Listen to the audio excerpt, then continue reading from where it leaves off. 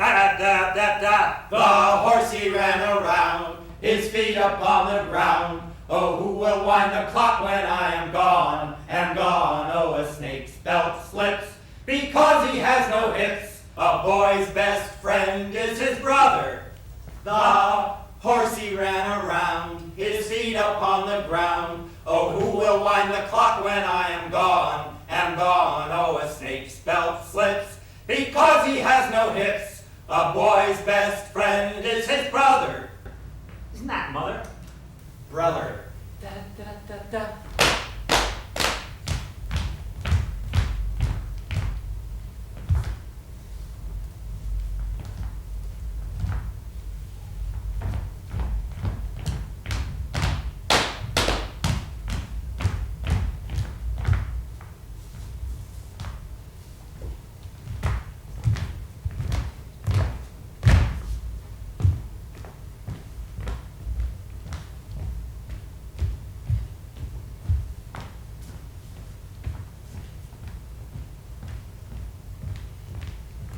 Let me through here. Move it apart, please. Can you give me a little room here?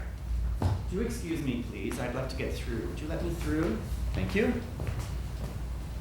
Guys, if you could pull apart an inch or two, I wouldn't need much space to slide by you. That's enough. Now be careful. I'll move it apart a little bit, please. Can I have some space? I don't want to be Come on touched. through. Come through. Hey, some room Watch here. your elbows. Let's have some room, please. Hey, could you give me Watch some your room? ankles. Now move it out. Move it out. Give me some space. Careful.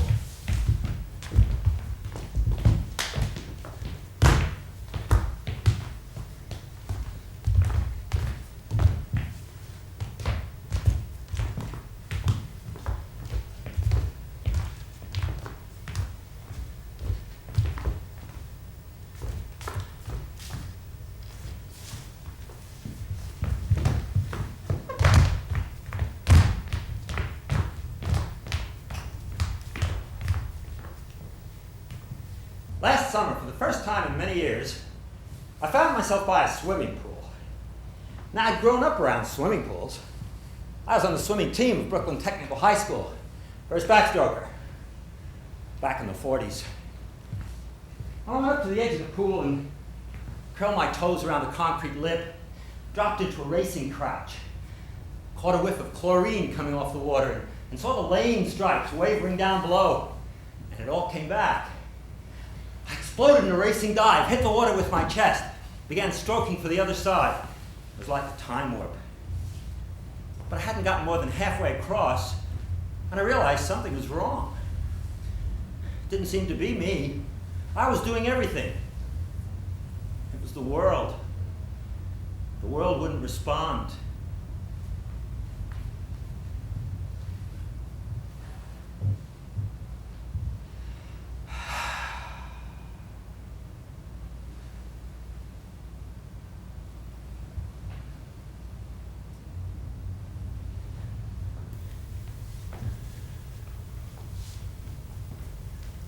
I'm trying to have a baby. You think that's impossible? Sometimes so do I. You see, I spent my entire adult sex life trying not to have a baby. Having a baby was supposed to be a simple and voluntary act like breathing. We lost our first baby at 6 months. Then there was a miscarriage at 7 weeks and another at 10. And suddenly I'm surrounded by babies. My friends having babies, family with babies, babies everywhere. They say that having a baby is every man's shot at immortality, a way of passing a little bit of yourself into the future. But if you can't build the future you planned, you start to question your own foundation. There were three men from Jerusalem. There were three men from Jerusalem.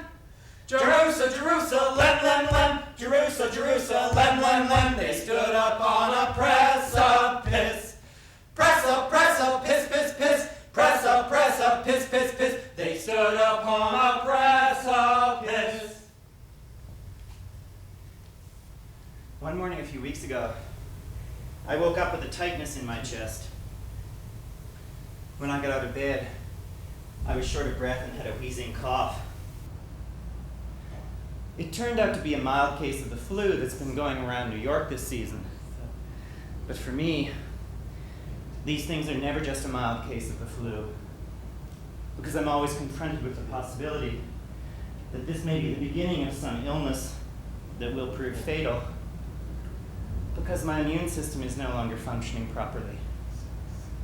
And even if for me it is just a mild case of the flu, I'm reminded that for my closest friends, for some of my colleagues and acquaintances, this may be the beginning of an illness that will prove fatal. The common cold is just not common anymore. And emotionally, I'm exhausted.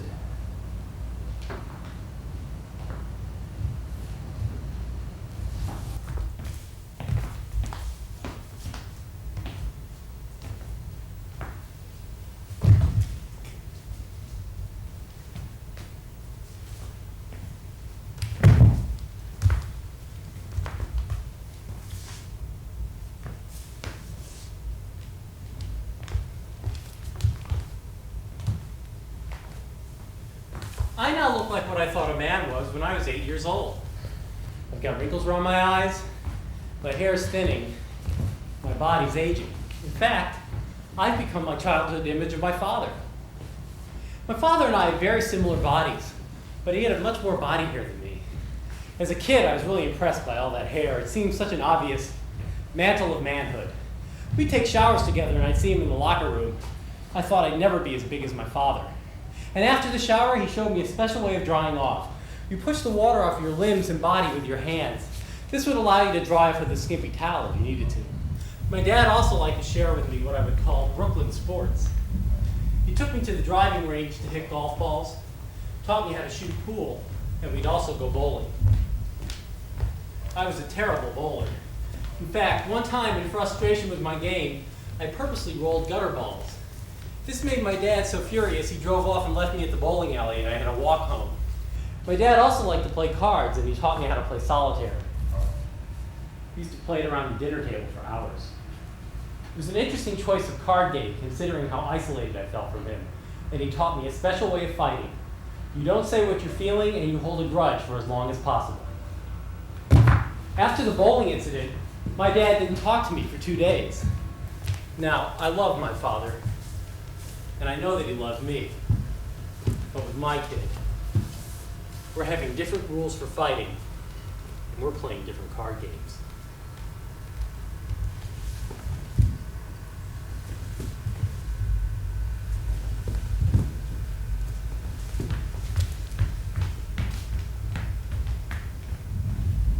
When I began to dance, I discovered a strange thing.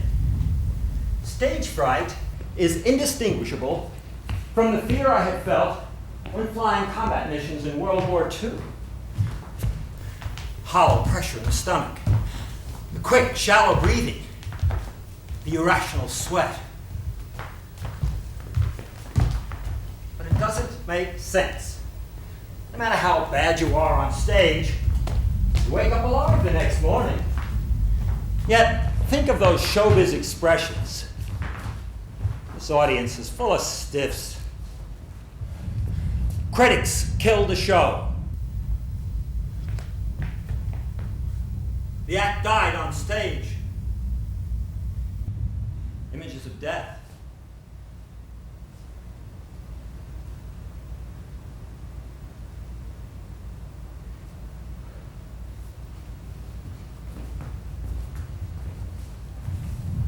Do I think about death more now that I'm older? No. At least not because I'm older. Thoughts of death are imposed from outside, like when I was 19 and flying missions. Although there are differences. Death was close at hand then, and we made jokes about being scared. We could even admit it. But to act scared was a disgrace. And there's one other thing. I'd been drafted a virgin and still had very little experience with women by the time I was in combat. So as we were climbing up to altitude, I used to say this, well, I guess I'll have to call it a prayer.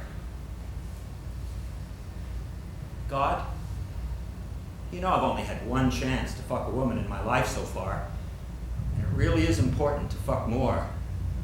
So keep your eye on me for the next few hours. Oh, my Name is McNamara, I'm the leader of the band. Although we're few in number, we're the finest in the land. We play at wakes and weddings and at every fancy ball. And when we play at funerals, we play the March of Saul. Da-da-da-da, da-da-da-da, da-da-da-da, da-da-da-da, da-da-da-da, da-da-da-da, da-da-da-da-da-da-da-da-da-da-da. I had to trick myself into becoming a dancer. Because I started at 31, there were a lot of hard questions I had no answers for.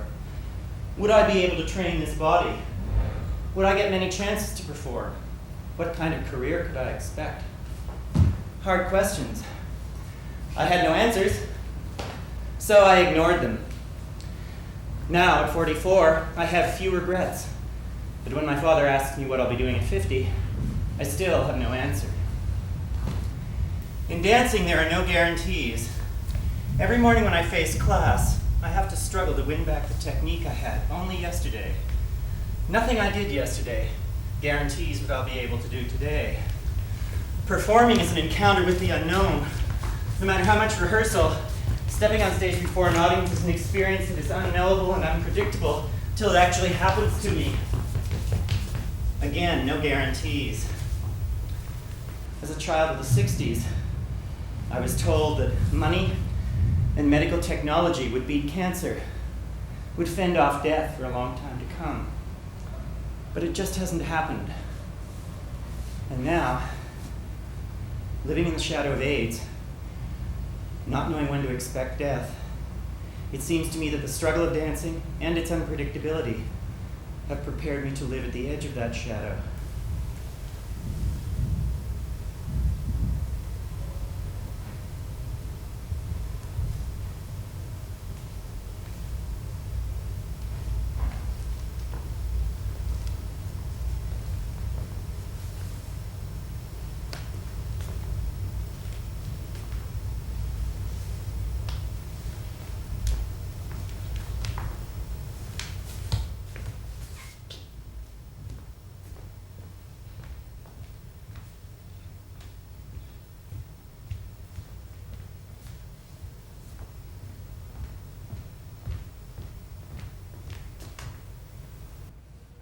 There were 3 men from Jerusalem. They stood up on a press